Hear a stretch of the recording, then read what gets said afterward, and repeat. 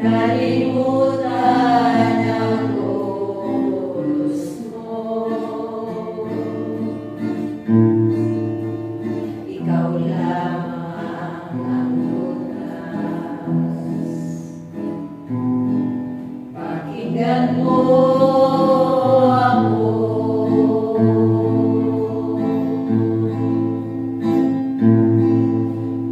Pagsisisi kung wagas ay walang katumbas. Pagkat puso ay laging bukas at handang ituwid ang landas.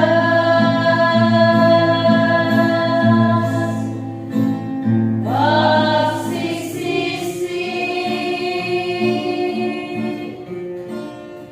ang bulong ng puso ko ito.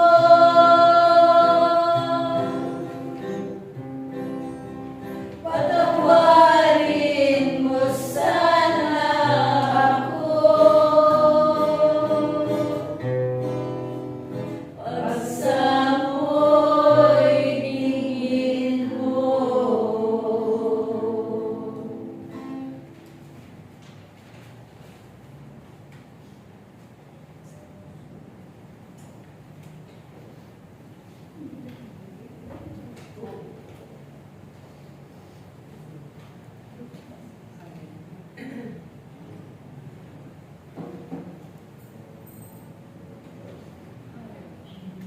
Kayo'y magbigayan ng kapayapaan.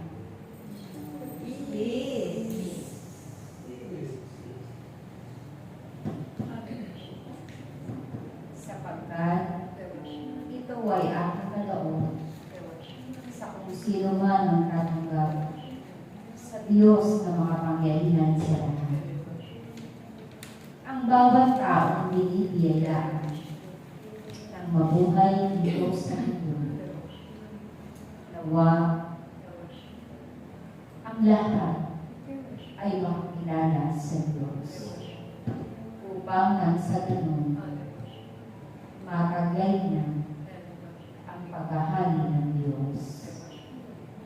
Kayong mga naririto at pinili ng Diyos, kayo'y mahalaga para sa Kanya. At ang bawat mga kaloob sa inyong lahat ay inyong pakaingatan.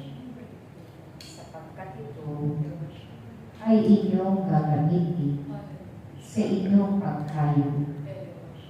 At kayo ay magbabahagi ng salita ng Diyos.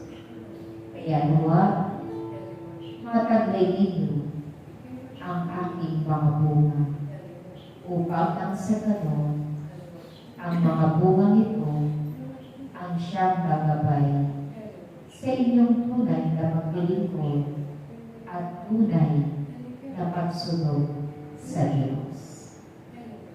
Kung kaya, ang bawat isa sa inyong lahat ay patuloy na babaguhin ng Diyos habang kayo'y lumalapit sa Diyos at nagnanais na sumunod. Patuloy kayong gagabayan at patuloy kayong babaguhin upang maunawaan ninyo na kayo'y nakatakda para sa paglilingkod.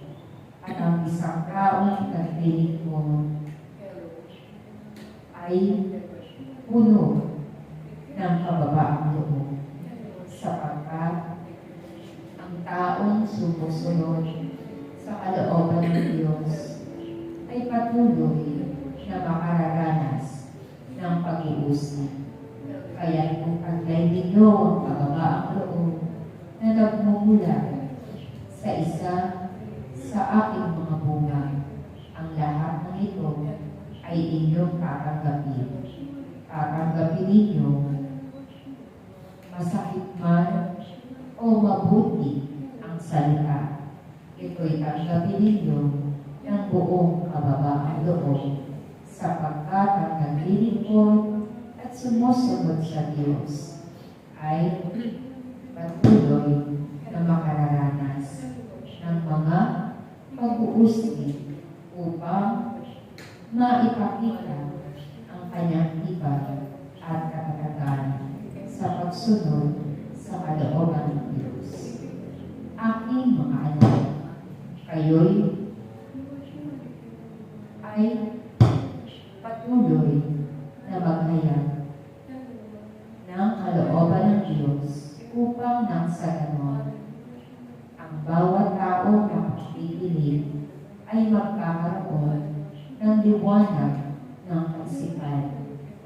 Ang salita ng Diyos na inyong maitatanim sa kanilang puso ay siyang magbibigay ng tamang daan at magbibigay din ng kapayapaan ng kanilang isipan.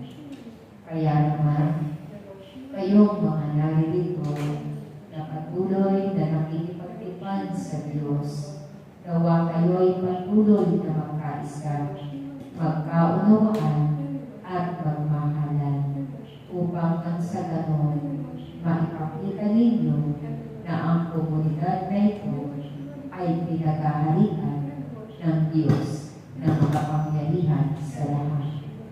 Ang tunay na lingkod ay maipakikita sa pamamagitan ng mga salita na mamumutawi sa inyong mga labi at kayo din makikita sa pamamagitan ng inyong mga paggawa.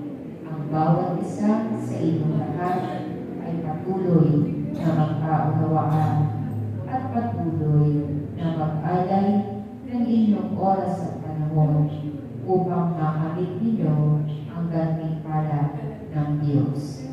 Gantimpala na kung saan ang kanyang pangako ay buhay na walang hanggan. Kaya nawa ang pagsunod ninyo sa kalooban ng Diyos ay lakihan ninyo ng pag-ibig at mga ngiti sa inyong mga labi. Ang inyong pagsunod ay patuloy na susubugin upang maipakita ninyo ang tunay at tapat ninyong pagsunod. Nawa, iyan ay inyong labi itanim sa inyong mga puso at isipan na kayo'y narito upang maglingkod at hindi paglingkuran. Kaya naman, sa bawat gawain, italaga ninyo ang inyong mga sarili na kayo ay maglilingkod, mag-aalay ng oras, panahon, talento, at gayon din ng inyong mga ikabubuhay, sapagkat ang nagkakaloob sa gawain ng Diyos ay patuloy na darating ang pagpapala. Walang bagay na ibinibigay ninyo sa gawain ng Diyos na hindi niya ibabalik sa inyong lahat. Kayo ay magkaisa, magmahalan, sapagkat ito ang tunay na paglilingkod.